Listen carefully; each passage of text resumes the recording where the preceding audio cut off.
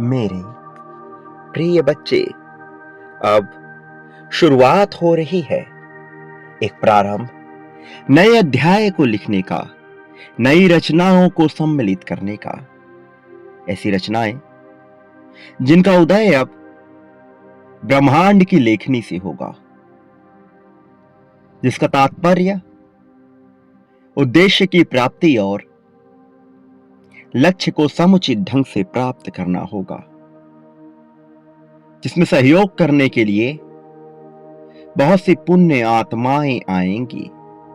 लेकिन क्या यह नई शुरुआत तुम्हें रास आएगी अथवा नहीं, यह जानना तुम्हारे लिए आवश्यक है। और इसी कारण से आज तुम्हें हर हाल में इस संदेश को पूर्णतः अंत तक सुनते जाना है। किसी भी परिस्थिति में इससे बचना नहीं है, अन्यथा बहुत बड़ी भूल हो सकती है। मैं नहीं चाहता कि तुम्हारे जीवन में तुम किसी भी प्रकार की भूल करो, इसलिए तुम्हारे लिए इस संदेश का हर हाल में जानना अत्यंत आवश्यक है। प्रिय बच्चे, वो जो बीत चुका है, तुम्हारा वह इतिहास अब किसी काम का नहीं रहा। उस इतिहास को यदि तुम गौर से खंगालोगे तो तुम पाओगे कि तुम्हारे पास बहुत सारी उपलब्धियां मौजूद रही हैं, लेकिन तुमने अपना पूरा ध्यान केवल उन कमियों पर लगाया जिन कमियों का अपना कोई अस्तित्व ही नहीं था। बजाय इसके कि लोग तुम्हारा उपहास उड़ा सके, बजाय इसके कि तुम स्वयं की नजरों में छोटे, तुच्छ और निम्न हो सको। प्रिय बच्चे, एक बार अपनी उपलब्धियों का विचार करो। तुम जो कि जिंदगी अपनी शर्तों पर जीने के लिए सदैव प्रयत्न करते आए हो, विरोध करते आए हो, तुम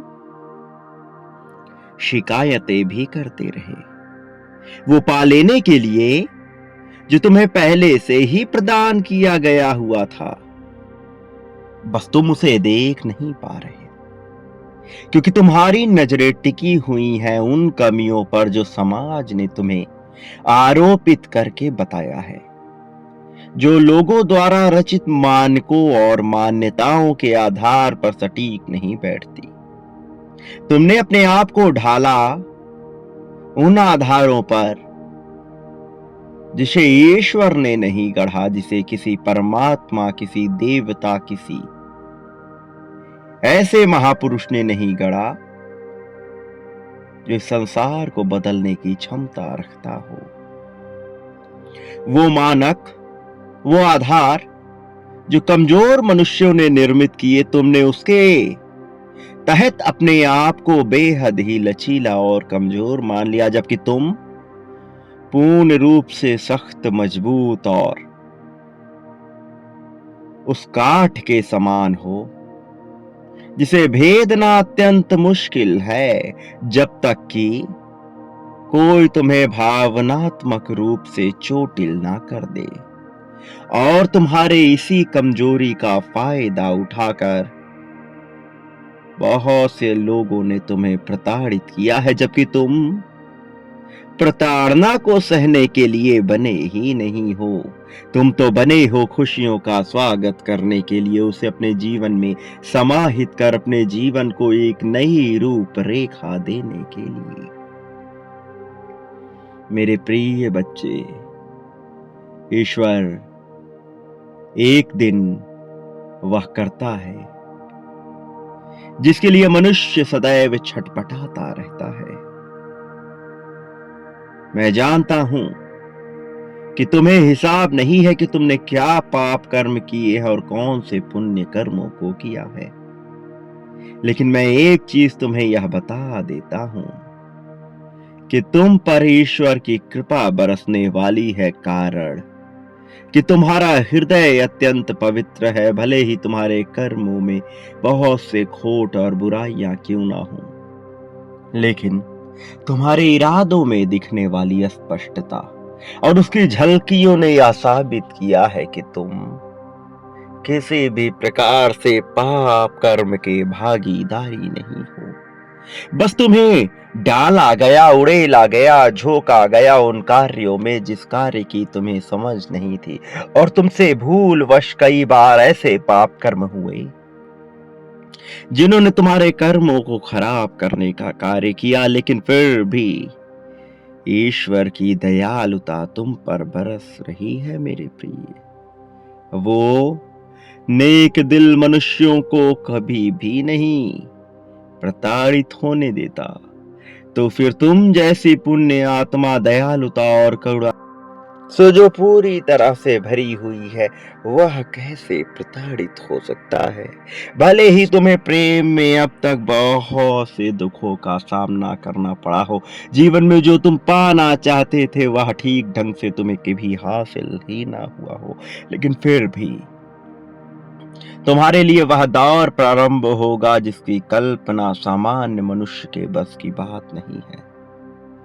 प्रिय बच्चे, तुम तरक्की की राह पर हो, भले ही तुम्हें अपने यह नग्न आंखों से दिखाई ना दे, अपनी सामान्य दृष्टि से ना दिखाई दे और तुम्हारी बुद्धि से समझ सकने में सामर्थ्यवान ना हो, फिर भी मैं तुम्हें वह दिव्य दृष्टि प्रदान करूंगा जो यह स्पष्ट करेगी कि तुम कैसे, किस प्रकार से उन विजयों की तरफ बढ़ रहे हो जो तुम्हारे जीत की रूपरेखा रखने वाली हैं और जो तुम्हें जीवन में वह सब कुछ प्रदान करने वाली हैं जिसकी आकांक्षा तुमने सदा से ही की थी। मेरे प्रिय बच्चे, क्या तुमने कभी महसूस किया कि तुम प्रेम के लिए किस तरह से तड़पते आए हो? अपना बचपन याद करो, जब तुम अकेले में बैठकर अपने साथी की तलाश करते थे, जबकि तुम्हारा उन क्षणों में कोई साथी ही नहीं था, लेकिन तुम्हारी कल्पना सदैव से एक ऐसे साथी की रचना करती थी जो तुम्हें प्रेम कर सके, जो तुम्हें अपनी बाहों के आलिंगन में भरकर यह बता सके कि वह तुम्हारे लिए सब कुछ है, जो तुम्हें यह जता सके कि उसके होते हुए तुम्हें किसी भी प्रकार की तकलीफ की आवश्यकता नहीं, जो तुम्हारे बोझ को हल्का कर दे, जो तुम्हारे मन से वह बोझ हटा दे जो तुम्हें जीवन जीने में निराशा प्रदान करती है।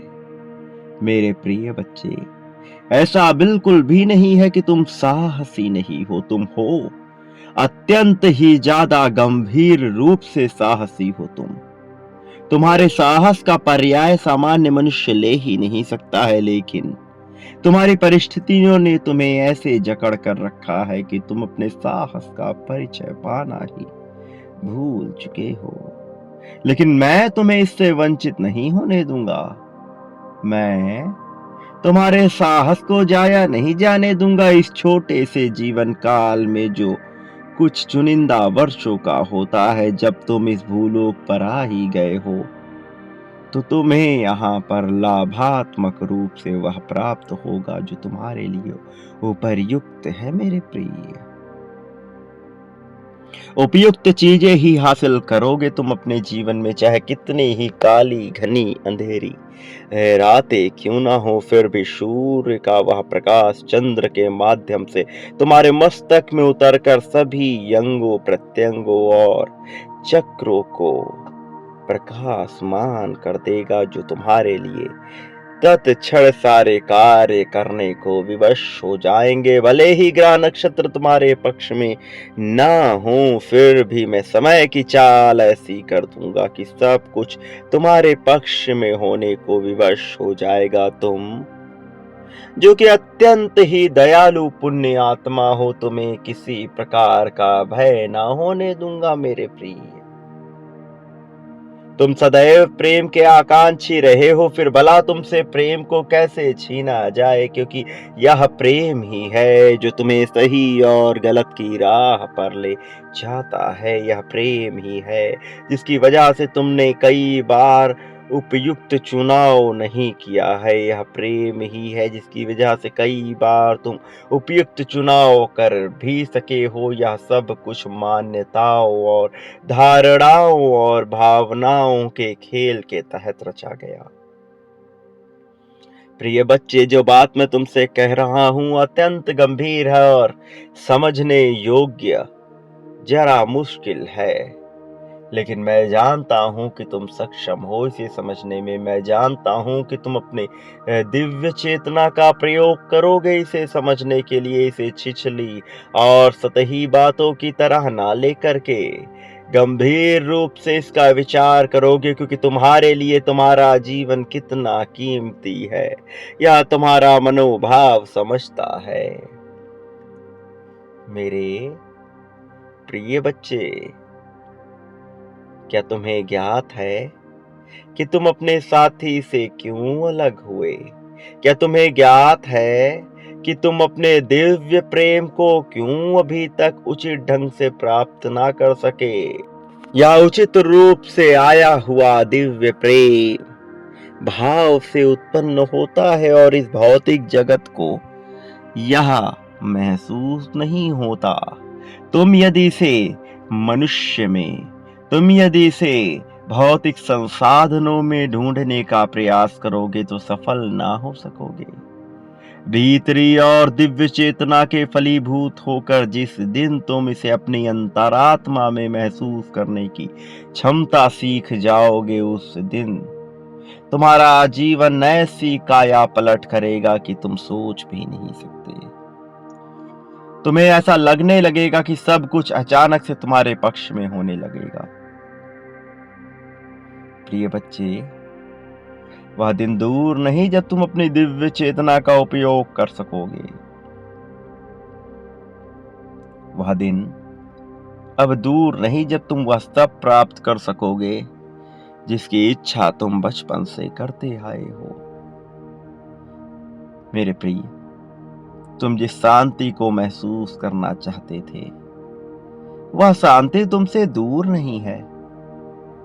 तुम उसे जिस क्षण चाहो पा सकते हो, लेकिन उसके लिए तुम्हें अपने आत्म संकल्प को मजबूत करना होगा। संकल्प की शक्ति से बढ़कर कोई शक्ति नहीं, इस बात को समझना होगा। फिर कोई ग्रह, नक्षत्र, तारे या कोई काली बुरी आत्मा, किसी प्रकार की दैवीय शक्ति भी वह कार्य नहीं कर सकती जो मनुष्य की संकल्प शक्ति कर सकती है, क्योंकि यही वह शक्ति है जो हर प्रकार की ताकत को अपने भीतर समाहित कर लेती है। जब मनुष्य संकल्प की ताकत को पहचान लेता है, तब संकल्प की शक्ति सभी देवताओं की और सकारात्मक शक्तियों को अपनी ओर आकर्षित करने लगती है। तुम जब इस आकर्षण के केंद्र बिंदु बन जाओगे तो तुम्हारे लिए कुछ भी असंभव ना रह जाएगा और तुम जाने अनजाने ही सही इस तरफ आगे बढ़ रहे हो, और जाने अनजाने ही सही कई बार तुम उस बिंदु तक पहुंच चुके हो जहां से तुमने सब कुछ हासिल किया है। लेकिन उन क्षणों में तुम जब यकायक इतने नकारात्मकता से भर गए कि तुम्हारा शरीर, तुम्हारा मनोभाव उसे सहन करने में सक्षम ना हो सके, तो तुमने अपने ही जीवन में नकारात्मकता को आकर्षित कर लिया और अपने हाथों से अपने पैरों पर कुल्हाड़ी दे मारी, और उसकी धार इतनी गहरी थी कि उसकी चोट का जख्म अभी तक भर ना सका है।